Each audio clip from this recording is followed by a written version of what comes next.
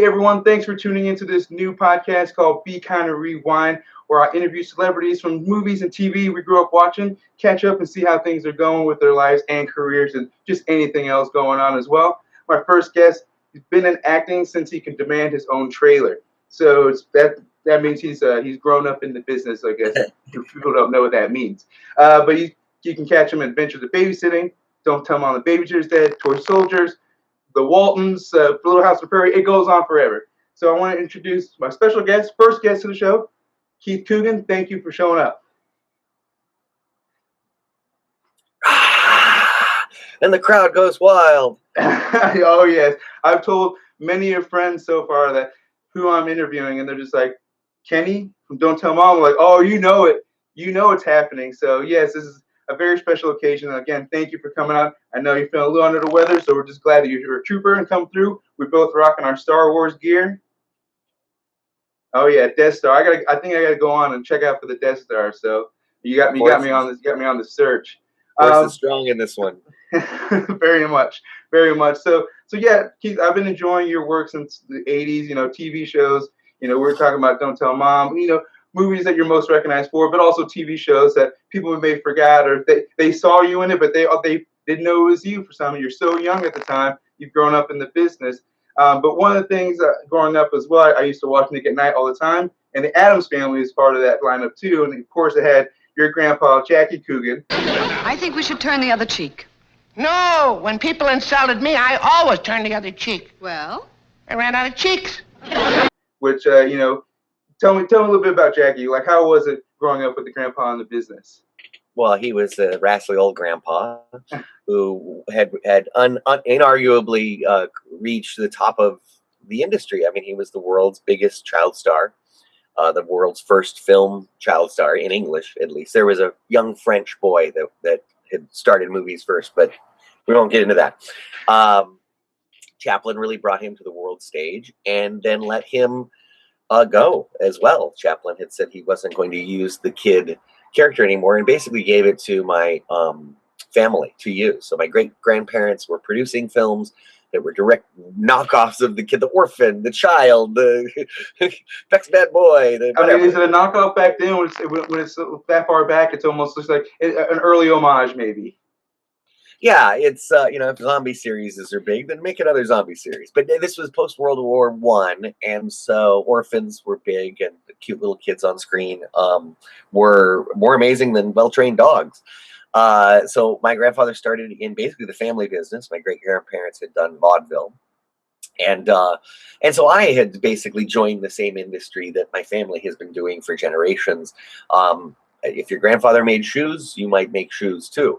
And so my grandfather was very tough. He was very, you know, here's how a professional does it. This is the way that you do it.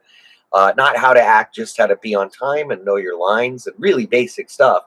And that was about as far as he went in terms of helping me in the business. There was no connections used. My mom made sure that I worked under a different name for over 10 years. Was it Keith Mitchell you went under for a little while? That's right, and that's with the Waltons and Little House on the Prairie and Knight Rider, Fantasy Island, Eight Is Enough, Mork and Mindy, Laverne and Shirley. All those shows were done under Keith Mitchell. So yeah, and like going back to what you're saying, like, you know, with your grandpa being, he could be so influential, especially being, you know, the popular character was Fester and Addams Family. But like I've seen in some of your interviews that yeah, he just told you how to the professional side. He didn't really, you know, read lines with you or anything like that. He let you do all that and gave you the, I guess, this like the elderly advice in regards to not more of the nepotism when it like runs rampant in Hollywood. Competition there, and so he didn't want to give me too many tools that would help me surpass him in any way. Not that it was possible. No, I mean, it come close nowadays. It's coming close. Yeah, no. He and then he also, you know, famously had lost his money, sued his mother. My great grandfather had passed away in a car accident, leaving the trust open to being raided by my great grandmother, and she had married the business manager. They went through all the money. California law, it was a child's earnings were household common property, and he lost the lawsuit. What they said was probably about $46 million worth today. But California kind of railed and immediately passed a child actors bill setting hours to be worked, safety guidelines, and protections for their money. 15% to be put away into a blocked trust account. Law was updated in 2000 to where the production company actually cut 2 checks. They couldn't trust parents to just keep 15% aside because it wasn't being done. So they physically had to go, fine, we're going to cut a check to a block trust account that you can't touch. And we're moving on from there. It's only in 5 states. We're working on getting it in all 50 states. I mean, probably the Culkins, I think, from the only thing I can read most, like, from my I guess, era of watching child actors growing up, like, I remember them having, like, lots of issues with, the money and how much he was making, how much they were actually putting away. So, yeah, that basically, so they don't cook the books or, say they did one thing and, the kid grows up and has no money when the money's supposed to be there. So, yeah, no, I read up that, the Coogan Act that they have out there, which, like you said, it's been updated by California, so it's getting more strict. So it's not easy. It's crazy that it had to come to that. Even back in the earlier times with your grandpa, that parents were pretty greedy in regards to the amount of money their kids are generating. Plane. Okay. Are you in a porta potty right next to the airport? I call this my tiki hut. This is pretty. It looks pretty awesome. Nice little cave in there. A tiki hut in the middle of Burbank. Nice. I like to pretend I'm in Fiji all the time. Hey, nothing wrong with that. I'm in Denver, so it's like -3 for the last 3 weeks. Nice. We were in Denver just last year for Alamo Drafthouse tour with Adventures in Babysitting. I remember seeing it. I didn't get a chance, and I'm regretting it. Definitely for not making it. But if you come to Denver Comic Con, I'll definitely check you out because, like you said, I know you like to make your rounds on the Comic Cons. But kind of talking about, like you said, working as a child actor and then with the new laws. So, like, going into Adventures of Babysitting, was it pretty strict around that time at all, or was it like in regards because it looks like a lot of night shots, so like night shooting in that movie? Exceptionally strict because the trial for the Twilight Zone, the John Landis trial, was going on at the same time that we were shooting Adventures in Babysitting. We were sitting there watching the updates every night on the news, and so because of that, Maya Bruton could not work past midnight. Period. So we hired a local Canadian girl that could work past midnight, and she learned all the lines. Oh, look, Thor. Oh, Thor, mighty god of thunder, eh? And she had this Canadian accent and ran around Toronto being our little Sarah. So anytime you see in the movie where they're only showing like the helmet up, that is our fake Sarah. So from like even front and back shots, it's both ways. Back shots. It was a concern because there was a climbing and trucks and bullets and whatever, but climbing off of buildings and a lot of dangerous, potentially dangerous stuff. They used a lot of old school Hollywood tricks to, we may be up really high in the rafters, but they also just raised the floor. They put a scissor lift underneath us with pads, so we would really only fall maybe 10 feet. Nowadays they would build a complete mock-up down only 5 feet off the ground, and have green screens surrounding the entire. You're not even in a warehouse. You're just on some fake rafters. We used something called Intravision, which was front projection. Hard to set up, but it looks amazing in camera and plays in dailies on film. See, in the old days, they used to shoot movies on this thing called film. this actual material thing that you can touch. Yeah. And so if you wanted to do a process shot, you had to use an optical printer, which would lay different elements of film over each other and then take a new picture of that. Or you'd have to use green screen. You could use traveling mats. I saw some matte paintings that I didn't notice as a kid. I was like, how did I not notice? I mean, it's a great matte painting, but I was like, it's noticeable now, but it still looks good. It took about 3 months to do, and they released it quick. We finished in March, and by July it was ready for release because there were no special effects to do after we finished. It was done. When we were done, they cut it together, put the music on it, and it had a pretty sweet soundtrack too. I'm not gonna lie, it's these little things as well as the soundtrack kind of picked up. I was like, all right, this movie's got some Rolling Stones in there. It just kind of threw in there. I was like, all right, I can get with this. As a kid, Rolling Stones, I'm like, it's just a song playing. I'm sure Chris Columbus, and he kept it up. He kept the kind of obscure bluesy music up in a lot of his films as backing tracks. It's something that's dear to his heart. And I think it's great that if kids had never been exposed to that kind of a music or knew who Albert Collins was, It's also the reason why there's no soundtrack for the film. Too many music studios to work with, too many distribution. Lots of money.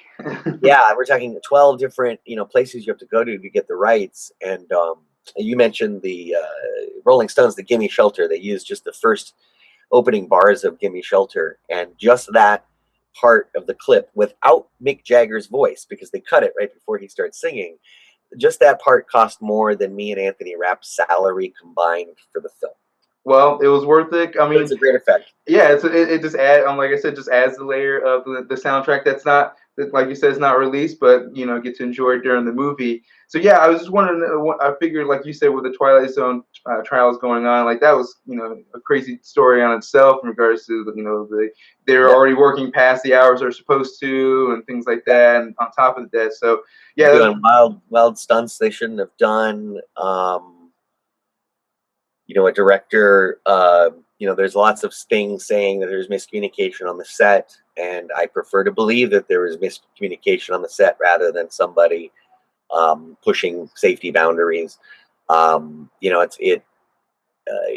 80s were a time where we had our Rambos and we had our, Red Dawns and Schwarzenegger and really good hard R action. I mean, that is when Hollywood action movies were at its. You can't get more hammy than those canon B movies, or even like Masters of the Universe and those. Like, oh yeah.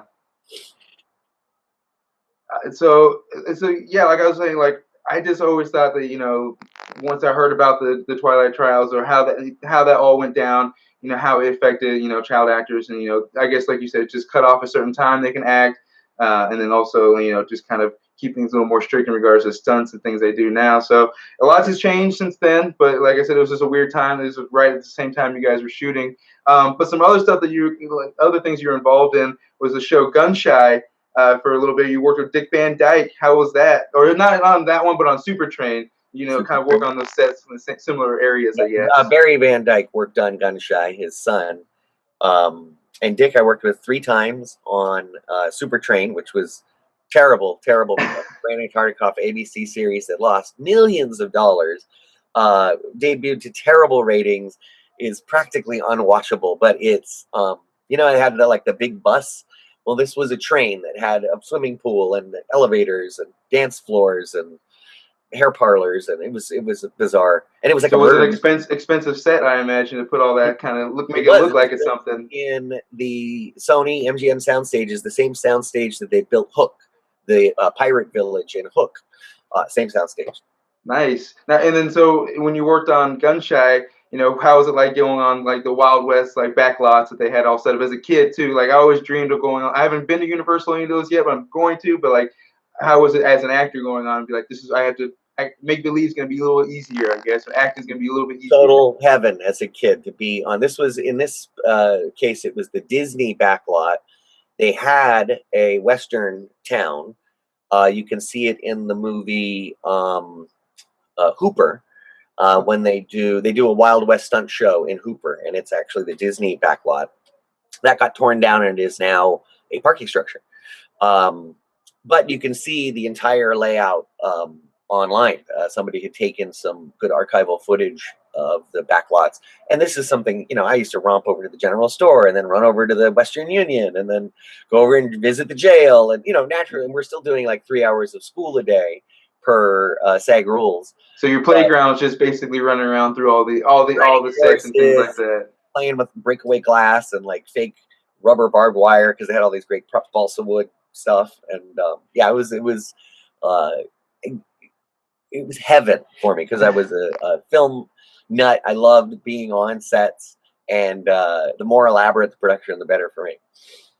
Exactly. Like I said, I've never been on it, but just imagining, being an actor and just being like, as a kid, especially, being like, well, this is heaven, like you said. So I just want to see how that was the first, I guess, initial thoughts when you got onto the set for the first time on actual, Hollywood, or I guess like full set in regard to like a studio set or something like that. But just kind of going on, like I guess, like you said, filming on set something. When you're in Disney's Cheetah, you guys filmed all in it was in where is it? Was in Africa? It was in Nairobi, Kenya. We went to Tanzania. We went to about 5 different national game parks between 2 countries. And it took about 5 or 6 weeks. I think we shot it in 30 days. And it was rated G, released the same week as like Lethal Weapon 2 and Batman Returns and all Did it those have the big hard old? R It had movies. the big old VHS case as well. Yeah, the big old VHS case, me and this big cheetah on the front. And the cheetah was, we actually flew out from the San Fernando Valley because they couldn't find any cheetahs over there that were trained. So they we took, photoshopped it, right? You weren't like we literally took 2 right next cheetahs to it. from down the street and flew them over to Africa to be Africa cheetahs. It works. Hey, it worked. It Magic looks of the good. movie. Looks good on the cover for sure. So 30 days, you guys were in and out. Like that's crazy that movies. You know, I'm sure movies still nowadays get shot in a short amount of time like that. But like that seems like it was more common. And now with like special effects and like post and everything else going on, it's months and months of post before anything even close gets to be coming out. Yeah, I've never done anything heavily special effects like that, and that would be a different way of working than I'd ever worked before. Obviously you're just using your imagination, but to have no kind of context and no geography, and you don't know what you're looking at, what's going on. I mean, that's pure acting. So I give it up to the actors in those big, huge blue screen kind of action movies. They have to act opposite of like a tennis ball and a guy in a green suit. Like, putting in the work, putting in that talent for sure. So just kind of going over some other stuff, like when you're in Toy Soldiers, you're with he was Sean Astin, Will Wheaton. Like it's kind of like the almost like Goonies match with Stand By Me, almost like you guys just a little bit older. Like what was it like on that set with like you guys just like a little bit older at not just getting out of the child acting phase, I guess. You know what? I never even considered this, but they were throwing Rudy, Wesley Crusher, and Brad into a terrorist situation, and damn it if little teenage girls aren't going to be like, oh my god, they've got all of my whatever child boy. I'm surprised I didn't see a Team Bop, with all you guys on it. It's so funny. I know it was a movie that we wanted to be on badly. Everyone in town fought very hard. It was we knew it was going to be an R-rated action movie, and the same guy that Dan Petrie Jr., who wrote Beverly Hills Cop and Turner and Hooch and the Big Easy, Danny Petrie Jr., he was, I mean, we're dealing with helicopters and guns and bombs and things, and totally safe set. Nobody even twisted an ankle. Wow. And I guess like, what was the audition process like? Because I'm sure you guys were seeing everybody you worked with, people you fought for same roles, growing up. I guess who was maybe some other people you ran into, or how was the auditioning process? It was dog eat dog. I don't know how, but I got in cast pretty quick, and probably because I wasn't one of the cool kids. I was just the nerdy kind of asthmatic kid. But somehow I got on, and I actually got to read with all the other kids reading for the rest of the parts. And I didn't like the casting process. It's brutal. The things that they say when people leave the room, the way that they talk about actors, I don't ever want to do that again, except for my own movies. But that was tough, man. I have to tell you, though, getting on it though was, 3 months in Charlottesville, Virginia, blowing up half of that state.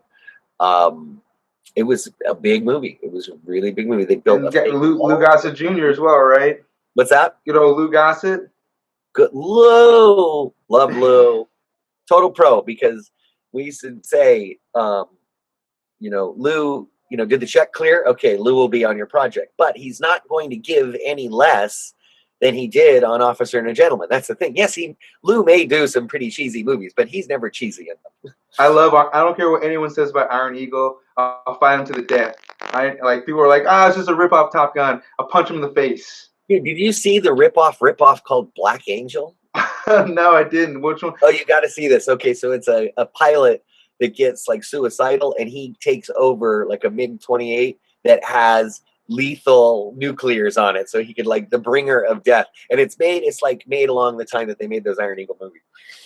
Was it probably by the fifth time? The fifth one from Iron Eagle. By the fifth Iron Eagle is when it came out. When that one came out. Yeah, totally.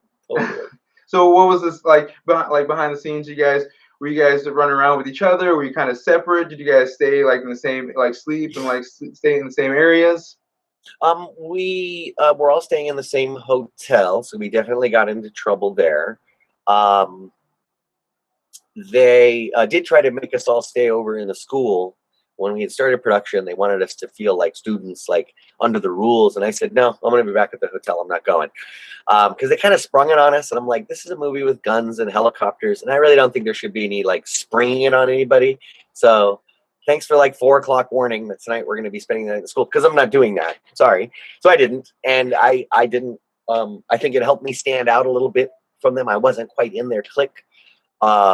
I had a little more insecurities than the other characters did. I take my comedy very seriously. Hey, you got to do what you got to do. And do what you got to do. And I'm basically a scene stealer. That's one thing my grandfather taught me, was how to steal the scene constantly. Hey, you learn from the best. You know, the guy who learned from Chaplin, not only got start from Chaplin, but learn from him. Yep. Let's see here. So you know, like I said, Toy Soldiers is one of those movies I grew up watching as well. So it's kind of like I loved it because it was just a mixture of the actors that I knew from all the movies I watched, like from Stand By Me, Adventures of Babysitting, and even Goonies. So I was like, well, this is an all-star cast for me. And the movie itself is like the action. It was on point. Like it wasn't like they weren't holding back. You know, it was like it was a perfect tone for the movie. Cool. Yeah, and I honestly think Toy Soldiers builds and builds and builds, and then it gets to that last like 15-minute action sequence when they, spoiler alert, they go to rescue the school, and it just plays all the way to the end. It's a really, really tight film. Very nice. Yeah, it's one, like I said, I hadn't watched in a while. Like once I did get to it, I was like, man, it's gonna get a Blu-ray of this one. This one's Blu-ray worthy for sure. But just kind of going on to the other stuff you worked on. You know, one people you probably talk about a lot is Don't Tell Mom the Babysitter's Dead. When you're Kenny, that was a movie that I watched all the time just because it was. It was being at home with no ride anywhere. I was like, I'm watching HBO, and it was on that HBO rotation in the summers growing up. So I was like, well, we're watching Don't Tell Mom for the 3rd time today, which is okay. But what was it like on set with that one? I mean, even the audition process for Don't Tell Mom the Babysitter's Dead. Well, I did audition for Brian, the clown dog guy, the Josh Charles part. Lard, you had to say Lard is your life. I had to say, I'm the, what did he say? Yeah, Lard is my life, and he's the something of delivery, of fast food delivery. I don't know, some pretty cheesy lines. And Josh did amazing with that. He's a perfectionist. He would demand take after take for the littlest adjustments. Really? He's like, no, I wasn't happy with that. Go again. And so I was really admired Josh's, professionalism, in that he'd get an image of how he wanted it and he would work to get that. I was a little more in the moment. I really didn't care about the results or what it looked like. I had to go very far on a character that I'd never played before and try not to make him a caricature. I'd seen a lot of stoners like Spicoli and Bill and Ted's Excellent Adventure. And it was even working with the same director as Bill and Ted's Excellent Adventure. So we had to work hard to try to not make him too Bill and Ted. And I wanted him dirty. I wanted him, wheezing. And I wanted him affected by this drug that he had decided to do. The best part you did with that is running up the steps and you lost your breath 3/4 of the way. I was like, when I saw that, I lost it. I was like, that's true. That's a true stoner right there. That was just an idea I had before the take. I said he'd be totally like, he couldn't even halfway up the steps, he's going to run out of gas.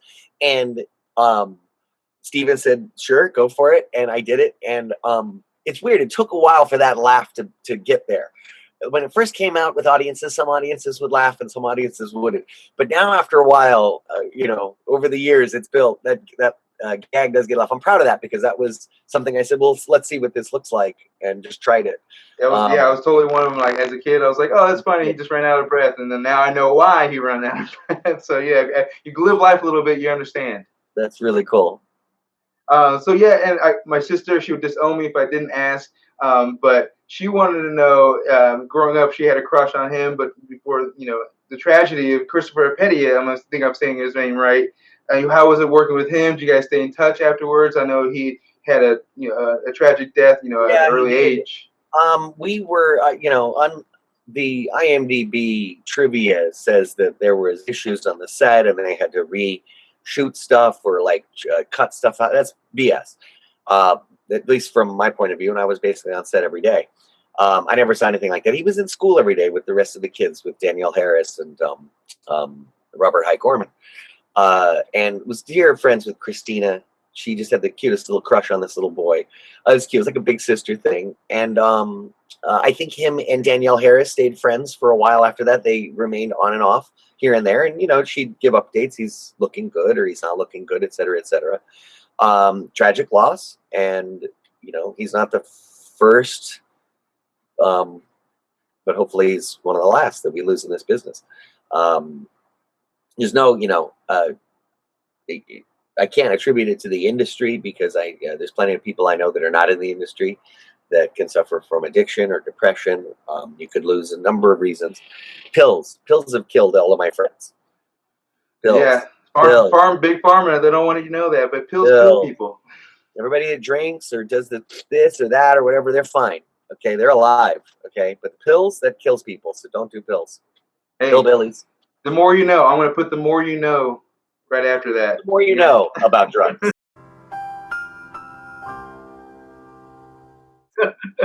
So yeah, no, like I said, it was a tragedy, and it was just something that he stood out just because whenever my sister and I watch it, she's like, "Oh, he's so cute. I just want to date him in real life." I'm like, whatever. Now that I have opportunity, I was like, you know, she's gonna watch this and she's gonna want to know, you know, just how he was and things like tricks that. To give him these big moon eyes. They did, you know, every kid had his thing. Danielle Harris was like a tomboy. They had more of her like burning ants with her magnifying glass or torturing things, or she was more of because she has a couple of lines like, you know, cut off his head or let's hack the limbs off and Hack stuff. those legs. Walter was, you know, all the kids had their own thing. They weren't just kids, but they also weren't. Okay, for instance, the new remake of Adventures in Babysitting, they gave them just a very surface. One's a cook, one's a model, one's a this, and they didn't go deep into it. It didn't really affect the evening. But I like how in Don't Tell Mom, you know, Walter, he wants to see bigger TV. So of course he's going to take the petty cash and he's going to buy a huge entertainment center. I love it.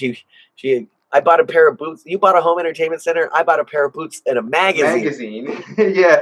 And that's the thing. It's like movie, you know, it's everyone's like, oh, back in the day it was better. But really, I feel like in the 80s and 90s, the way kids were portrayed in movies was the most realistic. Yeah, kids cussed and yeah, kids talked about some weird kind of fucked up things. But nowadays they kind of like you said, put them in one dimensions. Like this is the nerd kid or this is my fat son or like it's just a weird one-dimensional thing. And the writers, their whole goal of Don't Tell Mom was they'd seen a lot of movies where the kids were left alone or were on their own and they mess it up. They're not grown up enough. They can't handle it. And he goes, wouldn't it be funny if they made a movie where the kids got their act together? So that's the whole premise of Don't Tell Mom the Babysitter's Dead. And the joke of we're going to kill the babysitter off early, forget about her, and then the last line of the movie is going to be, where's the babysitter? So that they did a lot of rewrites, went through different studios, you know, getting the script made, but they always kept that one joke in there no matter what. They had a lot of different versions of the script. It was a murder mystery for a while. The cops were investigating which of the kids killed the babysitter, but, you know, they just kept it a working girl, Secret of My Success meets Home Alone times 5. Plus with the tag with the morticians or the guys he dropped off the bodies, he was the died of natural causes. Yeah. So every time I saw it too, I was like, you don't even know her. So little things like those that, are the you know. Producers. Those are the producers? Yeah, those are the producers. They wanted to get a little piece of the pie. They wanted to get in on it. So they were Outlaw Productions. They had done Sex, Lies, and Videotape. What a weird couple of movies. Don't Tell Mom the Babysitter's Dead and Sex, Lies, and Videotape. It's quite the hallway of posters, I bet, in their production offices of totally. Yep. So how about Christina Applegate? Do you guys stay in touch at all? How is it working with her? And, you know, it's amazing. You know, I read that she wasn't aware of the cult status of Don't Tell Mom the Babysitter's Dead, and it took a while to people to convince her that they really did love the movie because she thought it was just this, you know, toss-off teen kind of a movie. I think it has legs because it was a girls' Goonies. If that makes sense, boys might think of pirate ships and spaceships and things like that. Girls know damn well they're going to have to grow up and enter the workforce and take care of a family and take care of these idiot boys. So girls mature faster anyway. Their fantasies might be being the amorphous communications hub of an office. Who knows? But it seemed to resonate, and girls love it. It's a shopping, fashion, romance, a dream night or dream come true fantasy. It's escapist fantasy for girls, and boys don't mind watching it too because you got a little Kenny action in there. Oh yeah, Kenny, you really like. They had every character had somebody they could relate to in some sort of way, no matter what age. Like I was Walter as a kid, and then growing up now it's Kenny, and then who knows, who could be later? Could be now I'm Gus. As I said, could be Gus in the next 10 years. Who the hell knows? So it's a company. It's Bruce. That inventory. Oh man, I'll get that slick back hair and get it going. Oh yeah, for sure. So yeah, no, it's just every character is relatable, and as you get older, you just kind of relate to somebody different, and it's just a perfect transition in that regard. But it's the ET test. ET, the first time you see it, you identify with Drew Barrymore or Elliot, and then you grow up and you identify with the big brother. And then you identify with the mom all of a sudden. You're getting Dee Wallace's story. And then you identify with Peter Coyote and Keys. You're like, oh my God. And then that loops back because he was a kid. I don't know. It's the same Jaws story of the shark eating Richard Dreyfuss's boat. Peter Coyote had an incident as a child with a UFO, so he's been chasing them ever since. And so, going back to the relatableness, as you grow older, and like I said, just kind of being like chipping away or just like figuring out these little characteristics of each character, they're like, okay, that's totally me at this point in time. And that's really what gave it legs for a lot of time. And how long did for you to figure out, I guess, that the movie had legs, or people were just loving the movie more than, I guess, in regards to the box office or the VHS sales back in the day?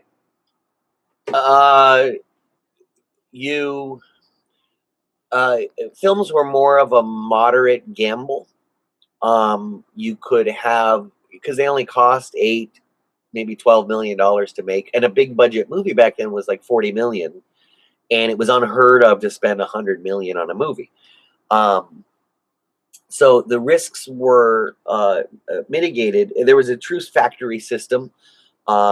People would sit over, as president of a studio, and there would be a certain aesthetic to Universal Films or to 20th Century Fox Films or to Paramount Movies, Warner Brothers movies. Have a certain, you kind of know what you're about to see, the quality of a film you're about to see.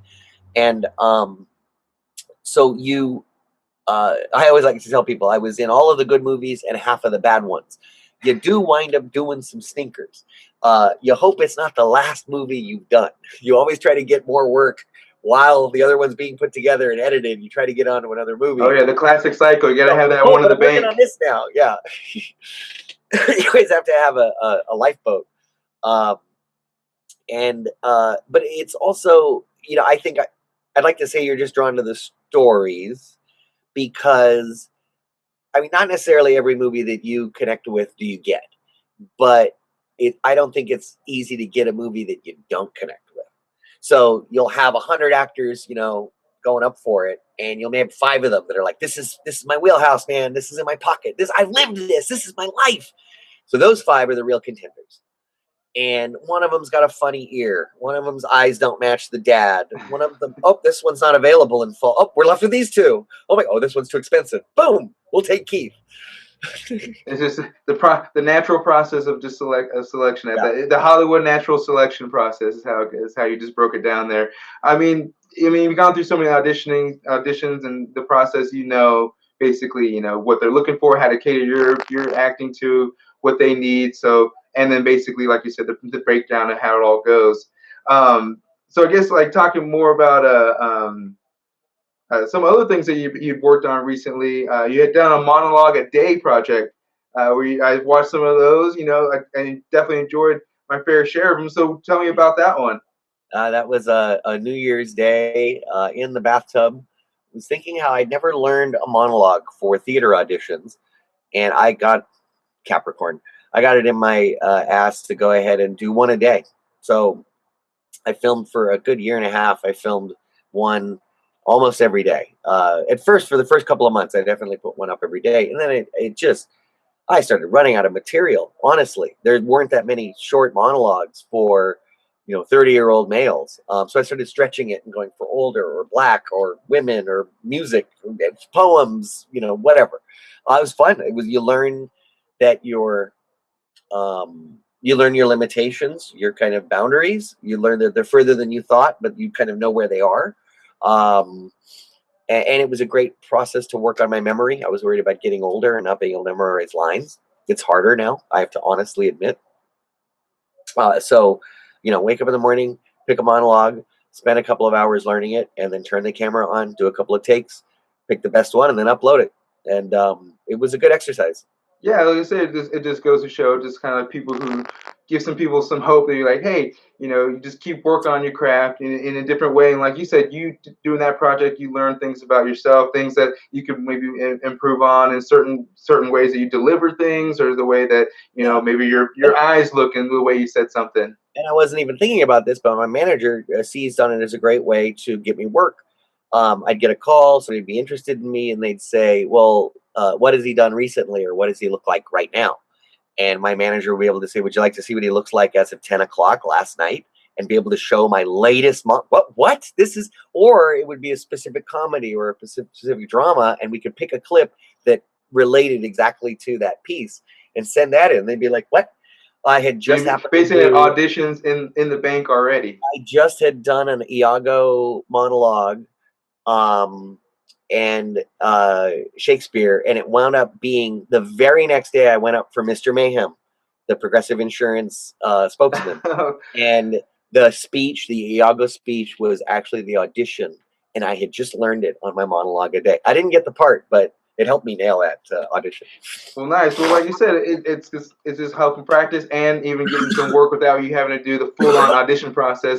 They see what you can do, and they'll pick it from there. So, yeah, I thought that was a really cool project, and I just kind of want to get a little more of your 2 cents on how the whole process was like and things like that. But some other things you're doing, a couple of documentaries and podcasts. You're the Keith Coogan Experience. What was that? What was that like? That was off into Dallas, Texas, where Media Arts Institute, which is a film school, a working film school. They actually do red carpets and press interviews and concerts, interview celebrities, and make great short films. This school said, can you come out and do a short? It was originally the Matthew Modine Experience, but Matthew Modine was unavailable. I thought that was going to be like your another persona of your own. Like Garth Brooks had the Chris Garrett, whatever that guy's name was back in the day. Right.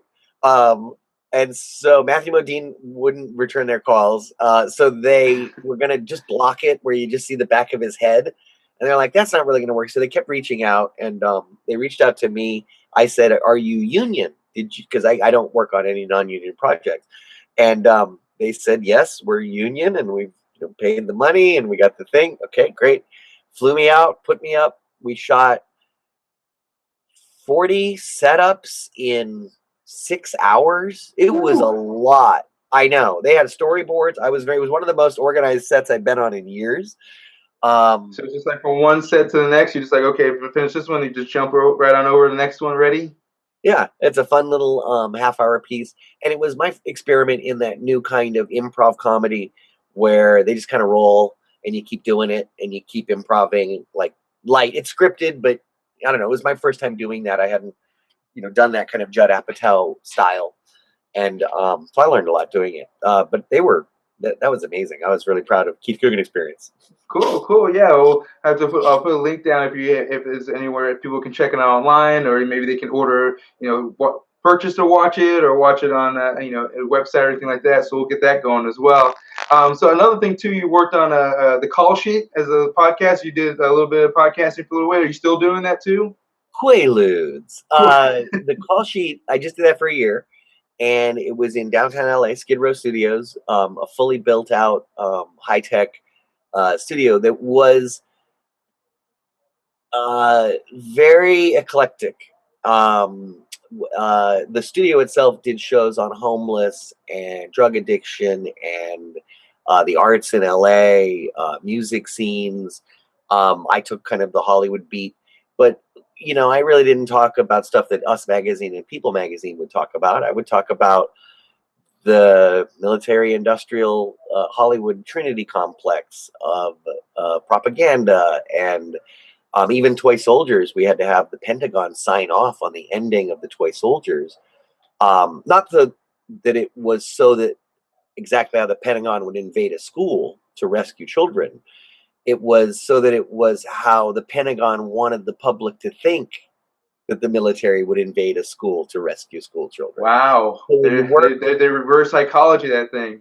Yeah, at one point, because you want to project a certain strength, but you don't want to give off your, your operating kind They of. don't want the Ruskies to be watching toy soldiers Yeah. and be like, oh, well, we got to figure it out. You just want them to go that they could come in through the fucking windows, dude, and drop from helicopters. Everyone just drops from helicopters and just goes through windows. That's how it all's done every time. I love that, man. They zip line like 25 special ops guys in there, and yeah, of course, it takes a school teacher to finally kill the bad guy. Hey, that's how it might be nowadays. Now we would talk about the. For some reason, I always wanted to talk about the starlets that I had hooked up with, but it never was really that good of a list, and I never went that far with them. A kiss here and there. Just whatever breaking news is going on. It was a fun show that turned into the rap party. As that was getting to the end, I handed off the radio show to my friend John Donahue, who's currently in Inferno. He has a pretty good part in the Tom Hanks film Inferno. He's up and coming right now. I've been working very hard at it. It's hard whether you're new in the business, and it's hard whether you've been in the business for a long time. It's a hard way to make an easy living. Yeah, persistence is the key. So I have no experience at all, but that's all I hear is persistence and just have some thick skin basically in that industry. So so some other things you're working on, some other projects. You had the Comeback Kids and the Crafty. We're going to talk about those real quick.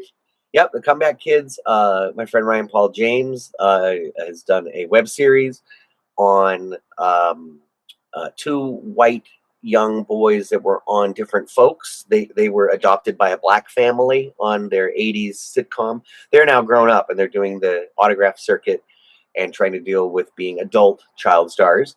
Crafty was entirely from the point of view of a craft service on a series called what was it? It was this guy, he could feel what other people were thinking. So it was like the sympathizer, or I can't even remember what it was. Which one has Adrian Grenier in it? Is it that one? Yeah, that's Crafty. And Kevin Connolly, and we have basically the entire Entourage cast makes cameos in it. And that's funny. We replaced Kevin Connolly with a tennis ball at one point. I'm sure he approved. His tennis ball's here. Go ahead, do the scene with him. It's funny. It's very, very scathing. They turned Keith Coogan into this terrible racist. I don't know why they did that. Yeah, I say over the top for sure, but hey, it totally over the top. It worked. One me and my wife have been working on. I got married about 3.5 years ago to Pinky Coogan, and she's a fangirl. And so we were working on Pinky and the Fangirls, which is a little sizzle pilot presentation for a reality show following an actor in the industry and his wife, she's out right now at Golden Globes and parties around town trying to get autographs and pictures. She just said Christian Slater said hi. Nice. Yeah. So it's fun. It's fun. I'll go to events with her and we'll try to get pictures with people. And then I'll take her with me to a film premiere or, a red carpet or something like that. It's fun to kind of take each other across the aisle and show each other how this industry is from each other's perspective. Oh, yeah. You got to take turns. You got to be like, hey, she's with me or he's with me. The guy is going to be switching on. It's more he's with me, I'll tell you. Well, cool. Some other things, you've been doing acting, writing, producing, and directing. You did Stay Tuned. Was that your first one, or you done other things before that? I did direct a play about 15 years ago. Our closing night was September 12th, 2001. Oh, you can imagine what the second to the last night was like. Yeah, we actually we were doing a anti-war play. We were doing Private Wars by James McClure, which is about 3 Vietnam vets in a funny farm that can get out anytime they want, but they don't want to talk about it. And, it's an anti-war piece, and 9/11 happened. I was outvoted 5-4, the whole production. We had 9 people involved in the production. There's 3 actors in it. And we had people show up at the theater that night to come and see the show, which just tells you that people need to escape and they need to be entertained, and they, it's important. And, it's like Sullivan's Travels. Comedy is important. And I think that the Stay Tuned is a perfect example. I guarantee you that anybody that came to see Stay Tuned, we had a great run in NoHo here over Christmas. We ran for 2 weeks. We had 21 people in the play. It was a very big production. So my second time directing was an order of magnitude bigger than the first time directing. And it was fun. It was like keeping a bunch of trains on the tracks, man. How would you compare it to like your acting experience and like directing? Like, what would you say you prefer? Or maybe not prefer, but just you feel like you had the natural act for. You have less control as a director. You would think it would be the other way around. You'd think as a director that you would be able to control this and craft this, and no, I want this to look like this. You have to speak 21 different languages to 21 different actors. The same note could, work for one actor and it could kill the show for another actor. It could, depending on where they are, how many years they've been in the business, how much experience they have. I was working with a theater company, Theater 68 here in NoHo on Lancashire. They just moved into their new space. They're currently running a Time to Kill hit show. They have Yes, They Deserve to Die, Time to Kill. That's right. Yes, They Deserve to Die, Time to Kill. Time to Kill had done a version on stage, I think in 2015 in New York, and it was a big hit. Great text. Works as just a courtroom drama. Just the courtroom drama part. So we actually had to take a courtroom set, make it look like a 1950s radio studio where a troupe is coming in to do a Christmas Carol with Scrooge and the ghosts and all that. But we also have a War of the Worlds, Orson Welles invasion of 25-foot lizards that are attacking New Jersey on a live radio broadcast to get ratings up, because TV, a disruptive technology, has come in, kind of like Netflix or Amazon or YouTube has disrupted network television. TV is disrupting radio. And this is about the 7th play in a series. I had starred in a play last year, Lost in Radioland, which was about a radio play, but a local, an insane asylum had let out, and a murderer was on the loose that liked to kill actors and was getting closer to the theater. And actually, one of our actors goes missing, and we pull someone from the audience to do it. And then he comes out on stage chased by police and killed right in front of the audience. What was the first reaction when people saw that? It was like, is this part of the show? The Theater 68 is run by Ronnie Marmo, who is known as Tony in Tony and Tina's Wedding. He got married 11,000 times. So he knows about kind of living theater in front of people. And the plays that we do, the audience is the audience. You're actually there as the audience watching a radio play being recorded, so we can talk to you. You're there. You're not behind a fourth wall. You're an audience. You're just not wearing the right clothes. What are these fancy new clothes you're wearing? I don't recognize them. So it was really fun, very hard. That was 3-4 weeks of rehearsal, and then we ran 7 performances, and it was very, very for zero pay. My pay was enrichment. It's all the passion was the pay, right? Passion was the pay. So would you do it again, or would you do something like that more often? I would jump on the chance to do it again. Yes. Great. Yeah, as I say, and so would you have anything in mind that you do coming up? I know you say Limelight. Is that another movie that's coming out here pretty soon in 2017? It's coming out. Limelight is great because it says asks the question, what really happens when you get to Hollywood? One of the new ways into Hollywood is to be a YouTuber or an Instagrammer or a Viner. You got 1 million followers on Vine. That could get you parts in Hollywood. They actually hold up. The 2 people, we finally got down to the 2 people that we got. Well, this one has 8,000 followers and this one has 800,000 followers. How do they know they're not bot followers? Ask the question, are you ready for Hollywood? Because we know what Hollywood's like. But let's show Hollywood through the point of view of someone who has no idea the kind of scum and villainy live in Hollywood. And I get to play a very rapey talent agent that literally screws over his lead star. Well, I mean, we've heard rustlings of these movies. Hollywood likes to talk when Hollywood makes movies about themselves, like to make themselves look good. But this one's gonna be seems like it's gonna be a little bit of the opposite, where you're gonna really find out what it's like, especially like you said, people who just get catapulted into this industry, have no experience. When you actors like yourself, you know what the game is like. You know how to play the game. You know what's going on, what's to be expected. So when I saw the synopsis for this movie, I was like, oh, actually, it's pretty interesting. So what's the release going to be like? Is it going to be, what kind of? I guess what is the release schedule is going to be like? I think they will paper a house, meaning rent a theater for a week to put it up. That opens it up to other distribution channels. You kind of legally have to put it into a theater first before you put it into DVD and Blu-ray and cable and stuff like that. I see it playing strongly on online services. I think this would be a perfect film to rent or to buy digitally, because it's about that. It's kind of about the film was a very physical thing. You had reels of film you had to pick up and put into a bag, and you had to like load reels in the dark and put them physically on the camera, and you had like a 9-minute magazine of film weighed 20 pounds. And you had cut marks. Yep. And now we've got this, and now this can shoot a whole movie. This now replaces 3 5-ton trucks, lights, sound equipment.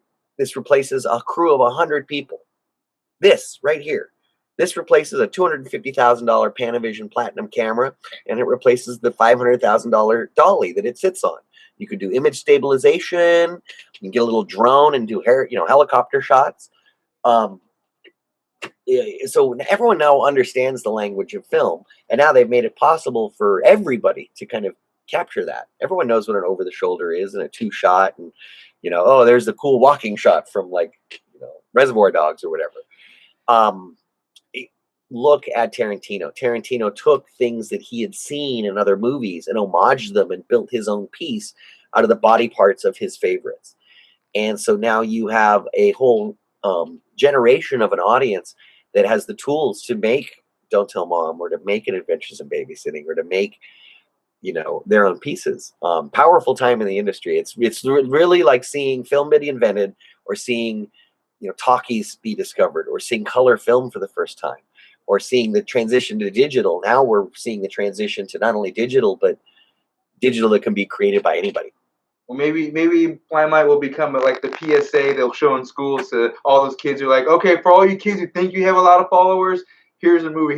Here's our sex education, and here's our celebrity education right here, so they can watch Limelight and realize what may be happening if they think they're famous at one point. But it'll be interesting. So when Limelight comes out, what's the release date for that one? Oh, I think it was March. I'm not sure. I don't know the release date. I think I saw March as well. Yeah. So it's right around the corner. So yeah, if anything, people will be able to check it out digitally after it shows in the theaters for a little bit. But yeah, so that was some of the things I want to talk about in regards to your recent projects. Just have some side questions, just kind of things that we can raffle through real quick. First of all, I imagine you've probably seen Rogue One by now. Love it. Yes. Well, spoilers for anybody who hasn't seen it. We're about to talk about spoilers, so close your ears for just a little bit. But what did you think of the Darth Vader scene, or what was your favorite scene in the movie? Well, I wished I hadn't read all the spoilers, because the Darth Vader scene, I mean, it was awesome, but I wish I hadn't seen it coming. Just that moment in the darkness and then you just hear, whoosh, and his lightsaber. Oh, there's Darth Vader. Ah! I did watch the online cut where they cut the end of Rogue One onto the beginning of A New Hope, and it's perfect. Yep. It was online. Someone had leaked it, so I watched the very end, and then I watched the very beginning. I was like, oh yeah, this matches up pretty nicely. Hold on. Sorry, my wife. She's on her way home. Oh, no worries. It kind of felt kind of emo. Like, towards the end, they're sitting there and they know they're going to die. And it's just very like, yeah, oh my God, let's listen to some Cure. I don't know. To me, it just seemed like a very millennial kind of like, the tragedy. It was so overwhelming tragedy to lose everybody that you spent time with in this movie. But to have it handed off to the princess was genius. And, I was actually say this wasn't tied into the trilogy's bullshit. This was tied in directly, as super directly as you into possibly the can. trilogy. As This is directly so as you tied possibly in. can. Yeah. Ridiculous. Well, what about? And I've only seen it once, which is weird because Force Awakens I probably saw 4 times in the first week. But Rogue One, I was in the middle of doing the play. I had to actually go see Rogue One that morning and then go do the show that night. I haven't had a chance to go back.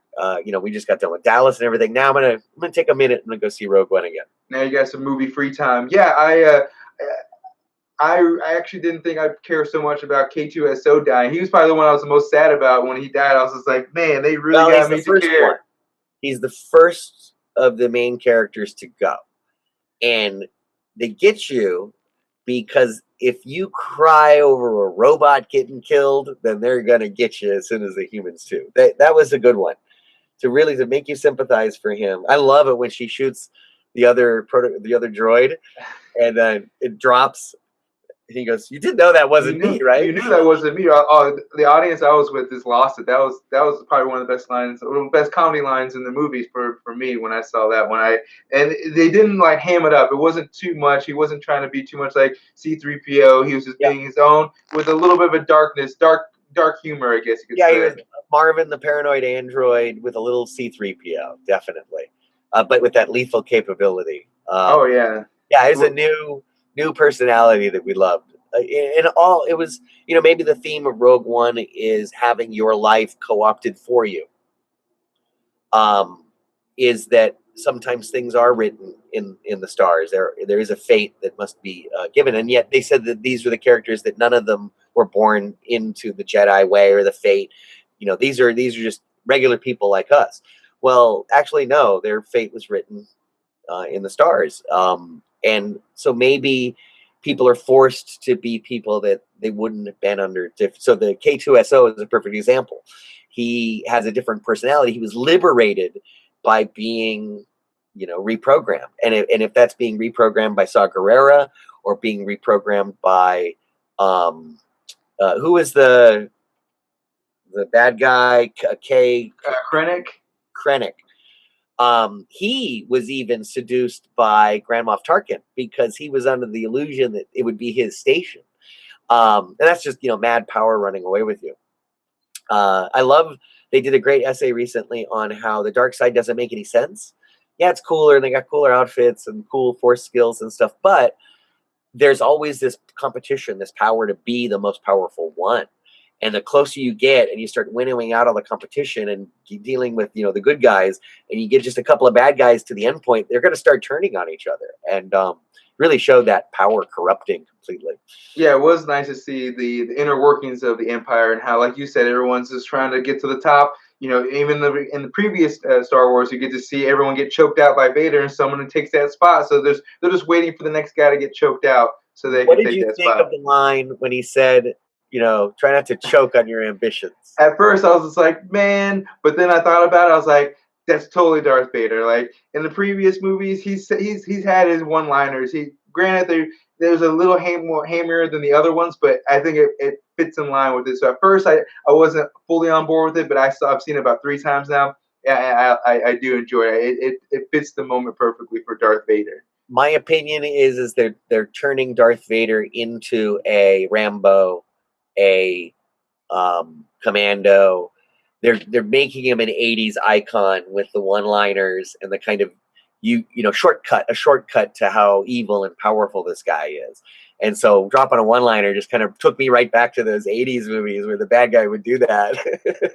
Or like every Arnold Schwarzenegger one-liner is just like, you're fired, or freeze. When any good solid one, get to the chopper, any of those, that's what, like you said, it takes you back to the classic one-liners from the Total Recall had a lot of good ones. Oh, definitely. So talking about the CGI with like Leia, the CGI was great, but I guess what I want to focus on is what your thoughts are of using someone's likeness, especially as an actor, You know, what if they want to use your likeness in like 20 years for an Adventures of Babysitting 2 or Don't Tell Mom Babysitters 2? What would you think?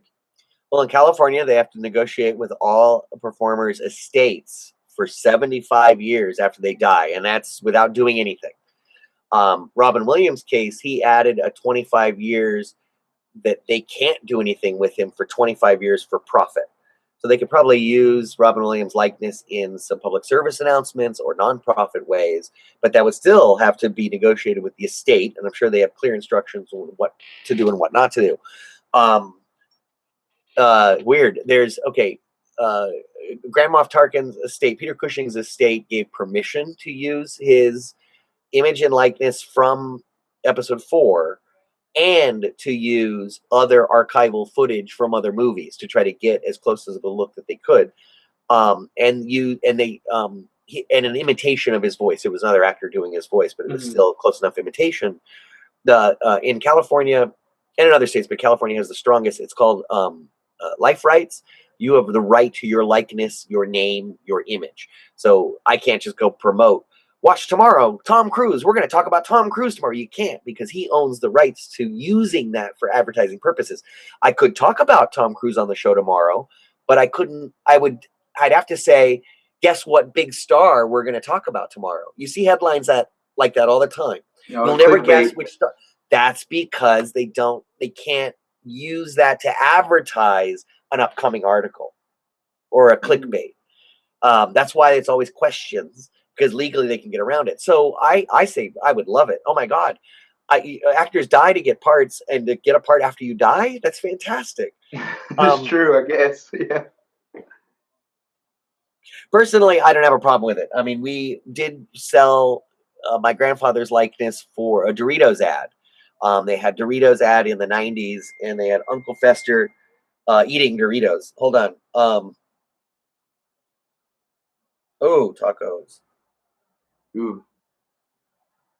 Does sound good. Sorry, my wife's saying Denny's, tacos, Jack in the Box. Definitely tacos. Jack in the Box tacos they're clutch, especially after a late night. Yes, Taco Bell. We're gonna go Taco Bell. All right, good. You gotta go cheesy gordita crunch. The world is getting this whole look into my life. It's all right. They know they're gonna know all your food preferences now. Right. So you're saying you guys sold the likeness for your grandpa for Doritos, and so you have to get permission no matter what. Then, like, especially 75 years, because Peter Cushing died it was like maybe 30 years now, 20 years ago. Yeah, 94. So yeah, it's weird. And then they'd also, Disney had naturally taken out a insurance policy in case their main actors couldn't do episode 7, 8, and 9. And we have 8 has been finished with Carrie Fisher, but 9 is not. And they probably had Carrie Fisher in 9. So and rightly so, they have an insurance policy that's going to pay off. And that's going to help them with the rewrites and the necessary special effects they're going to need to reroute the story. They have to. Yeah, they had that meeting. General Leia some more meat in the upcoming film. She was going to be the true general. You know, that's one thing I missed. I missed seeing kind of Leia shooting people and being. Yeah, she's kind of in the background for The Force Awakens. Yeah, I definitely want to see her more action, but I don't know. Depending on what her role's like in episode 8, and then how they're going to deal with it in episode 9, because they were, like you said, they've already wrapped shooting episode 8, so she's got everything there. Now they have to rewrite the story on how she's involved in episode 9, which they had a meeting, I guess, this week to kind of go over that. So I wonder how that all went down, and it's going to be probably 3 or 4 more years before we find out how that concludes, how they figured it out. They're pretty flexible. I mean, they really didn't have any of these offshoot movies set in stone. When Kathleen Kennedy announced it, John Knoll, who is an ILM special effects artist, he goes, "I've got a great idea." He told it to his fellow special effects friends. They said, "That's a great plot." He wrote up a 30-minute pitch, presented it to Kathleen, and she said, "That's it. That's Rogue One. That's the movie." He's got a producer credit on there too. You never know where these stories are going to come from. Special effects artists for Lucasfilm, Photoshop Adventure, and Rogue One writer. Like, the guy's just stacking it up in regards to the awesomeness. I was just at a convention with Brian O'Halloran and Jason Mewes and Marilyn Gigliotti from Clerks, and I love how they talk about in Clerks Well, when they blew up the Death Star, they blew up a whole bunch of like innocent contractors. Well, what do you mean they're innocent? They're working for the Empire. They're just a contractor, man. Well, Rogue One was really about an innocent pilot, Riz Ahmed, who left, and an innocent, like all of these other kind of people that were just kind of doing their thing. Anyway, I lost my train of thought. No, well, yeah, like you said, the argument is valid. There are thousands. Yeah, they were just the regular everyday guys. I love the 2 stormtroopers. They're talking about the X-15. Oh yeah, the version that was outdated or something, upgraded, or something which like is that. In A New Hope when Luke says, "Ever since the X-15s came out, these aren't worth as much." And I think there are some other stormtroopers when Obi-Wan is sneaking around. They make, I think, a similar reference too. So yeah, I did pick up on that. So I liked how it was sprinkled with those Easter eggs of things from New Hope and just from the world itself, or even from the novels and the TV shows. So yeah, the movie, I enjoyed it, and I'm just now, I guess I'm eager, I guess you could say, for like the Han Solo and whatever else, whichever one they're gonna make. It's weird. I'm not as eager for 8 as I am for the other spinoffs now. Yeah, spinoffs, they might generate their own breed. There's plenty of little plot points they can pick from and just expand on, or maybe not so worthy, but they'll do it anyways just to keep the train moving for the Star Wars. But it was on last night, and I had to just watch it. It's just wherever it's on, because it's on cable all the time now. And I pop in the Blu-ray every once in a while, without hesitation. It's so good. It's so good. So yeah, just talk about some other things I've seen in some of your other interviews. Something I'm interested in too is talking about time travel and UFOs. Like, what are your thoughts? Like, do you fully on believe that we're being visited? Do you think that we're being watched? Do you think what are your initial thoughts? I know it's a very vague and broad question, but just what are your thoughts on the whole situation? I go the whole gamut from we're just moss on a rock and the only life in the entire universe to we're actually just playthings in a lab grown by other entities. So I'll look at the flat earth theory. It's crackpot, but it's interesting thought experiment to the Mandela effect and Berenstain Bears, parallel universes, matrices. We don't know. And these are all great philosophical questions. I think every generation asks these questions. We need another good Matrix, I think. It's been a while since we've had a good Matrix. We've only had some glitches in the Matrix here and there as a recent, but yes, we do need a new Matrix. And the Mandela effect, basically, you basically introduced me into that when I saw one of the interviews talking about that, and I did all my own crackpot research. I asked my wife about the Berenstain Bears. Like it was Berenstain. I'm like, well, check it out because it's not the fact. And it was just kind of cracking my own mind, just thinking about all the things, the memories that were placed purposely that just were never there. That got me. That dragged me down a rabbit hole, and I'm glad that I've infected you with the Berenstain Bears meme. I did a lot of press at the Marvelous Nerd Year's Eve Comic-Con, and a couple of the reporters were clued into the Berenstain Bears. It was a fun conversation. Yeah, I mean, it's crazy. Like you said, it could be time travelers coming back to watch us and see what we're doing, as opposed to just straight up aliens. It could just be humans in the future just coming back, and maybe they paid a ticket that they can come back and time travel and just watch what the old people used to be like, as opposed, and you're like, you can't touch them, you can't anal probe them, and you can't make contact. Just fly over their houses and scare the shit out of them, and then travel back. We might have come to a point where we're evolving how we think. We went from caveman of like hungry food, when we went from what do we eat to where do you want to get lunch? And so we've evolved our thought processes. And now I think we've gotten so past, because now we don't have to worry about the car. Oh, just Uber. You don't own anything. You just get a license. We'll just rent that for the night. You don't own anything anymore. You don't own a house. You don't own a car. The millennials, so to speak. Not that there's anything wrong with that. No, I'll be renting for the next decade. But that might be freeing, that intangibility and the fact that people aren't tied down to a physical thing. Like I grew up and it was all about the things. You know, do you have a car? Do you have, and so maybe we've gotten to the point where people are now thinking on another level. And so now they're thinking, what's next? What is consciousness? What is life? What is, what's the meaning of it all? And all people in their 20s always ask that question. But I think that as a mass consciousness, the planet is saying, are we really stuck in this terrible fighting, kind of can't get it together world where we're still kind of throwing rocks at each other? Can we move on from that? Is there a way? How do we do that? How do we move on from that? And the scary thing is there might be people that don't want us to move on from that. That's the whole conspiracy theory thing. So as a humanity, we're trying to move on from that. We'd love to, I think most people have a good heart and they want the world to be a good place. But there's a very big difference between the way the first world lives and the way the rest of the world lives. And there could be some guilt kind of cracking in there too. Like, God, we've had it nice for a long time. It's because we war, man. USA, we'll take the land. Yeah, we'll shoot them. There's a lot of cognitive dissonance going on because people aren't allowed to feel like that right now. They're not allowed to feel, yeah, USA. See what I did there?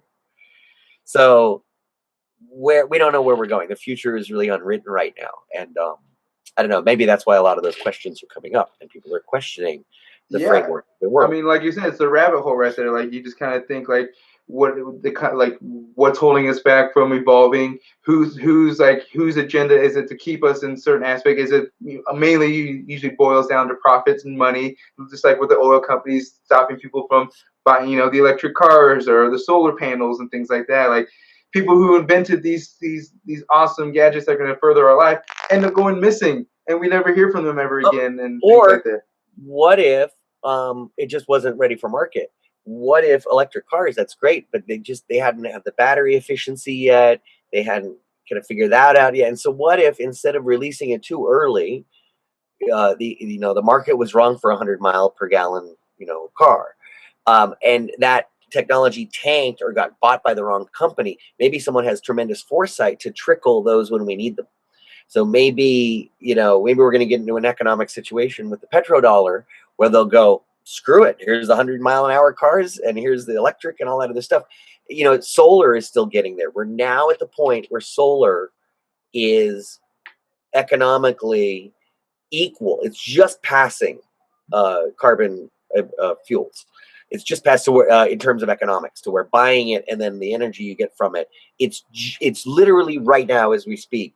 Technologically, it's passing the point to where now solar is going to be the cheapest thing to buy. It hasn't been for 10 years. That's why we've had a solar push, because it's way expensive to get and it doesn't really give you all your energy because the technology isn't there yet. So, maybe there's no conspiracy. Maybe we're just, slowly kind of finding our legs and we're finding these technologies as we need them. It's probably a fine mixture of things that are in our heads and things that are actually happening, but it's just whether or not it's the selection process is really what probably drives everyone crazy. It's like, I don't know which one to pick. Fucked up things are happening and they're happening for a reason, basically. So we just have to deal with it and roll with the punches. But yeah, no, I wanted to get your 2 cents on, the UFOs. And like I said, you got me into Mandela effect. I'm still going down that rabbit hole. I'm still going to be testing and asking people about the Berenstain Bears. John Titor. John Titor? Yeah, Titor. Look up John Titor. Okay. And he's a time traveler that comes back and he uses those A's and E's as markers to know which parallel universe he's in. We need a map somehow, some way with the way things are going. But Keith, I don't want to keep it too long. We've gone for a crazy amount of time, but thank you so much for doing this. I really appreciate it. And just let everybody know where they can find you on social media and whatever upcoming projects you have coming up. Just go to keithcooganonline.com, and I am at the Twitter and the Facebook and the Instagram and all that stuff is Keith Coogan.